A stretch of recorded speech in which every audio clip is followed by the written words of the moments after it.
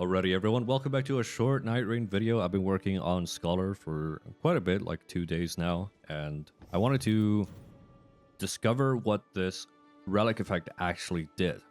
And it took me a while. I tested everything until I got to the solution, and then I looked online and I basically found absolutely no one talking about this. And I was like, okay, great, I've got a great video idea then.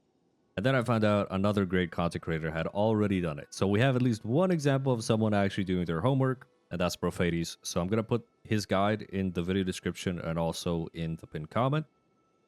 He actually does mention exactly what this thing does, and he's right on the money. So treat this as an independent confirmation of the hypothesis. And I'm going to show you my testing method here. So I stood over here because the scan is a very nice 10 seconds. So halfway is 5, full is 10. It's a very simple concept. So what I did is I took it halfway to 5 seconds, and then I stopped for 3 seconds to let it decay slightly, and then I took it all the way to full. So without the relic, it looks something like this. So we took it to halfway, roughly. Now there's going to be some human error here. We're going to take it to 8 seconds, start again. And you see the decay rate there. It basically lost a quarter of it. And stop. Roughly 16 seconds and change. And now we're going to put on the relic.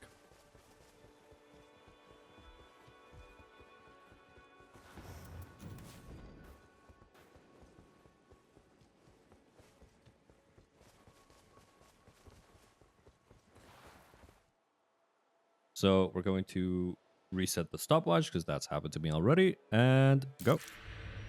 Again, we take it to halfway. Stop.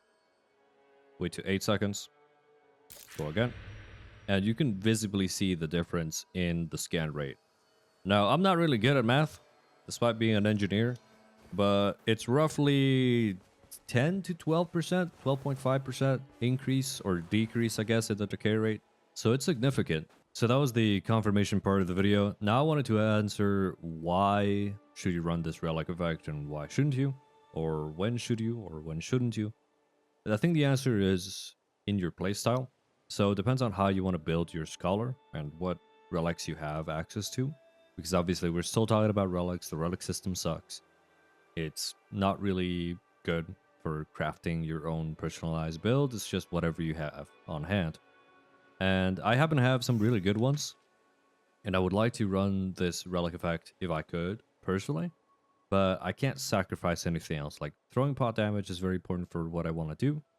And small pouch is very important. And then also the chilling mist is very important, at least for the start of the expedition.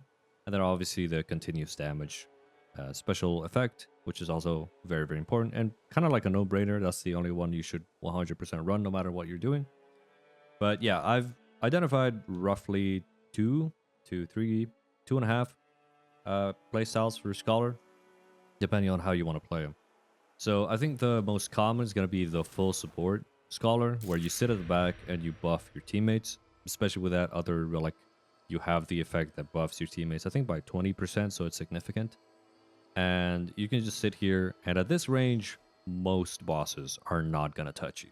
So you don't need to interrupt it and then refill. Or if you do, you could just dodge once or twice, and you can see the decay is not really significant.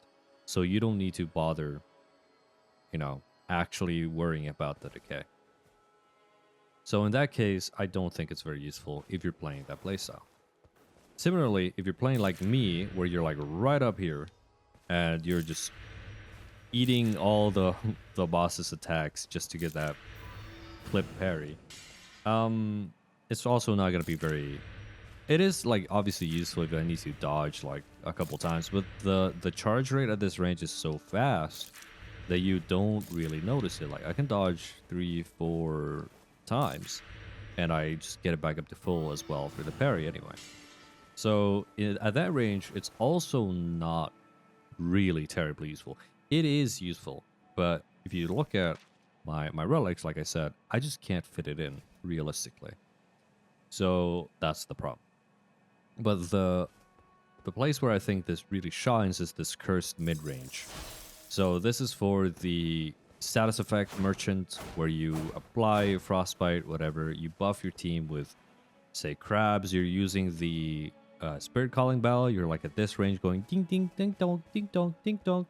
All right, you're using turtlenecks. You're using warming stones, that kind of stuff. It's more of a close range playstyle. That one, or close range support playstyle, sorry. In that one, I think it's probably going to be the most valuable. Because at this range, you can see the decay, or sorry, the charge rate is rather slow. And if you do need to dodge at this range, because you are going to be in range of most bosses, at least with their long range attacks, you will decay significantly, you can see, right? We're losing like about a quarter per double dodge, more or less. If I dodge 3 times, we definitely do lose a quarter of our charge rate.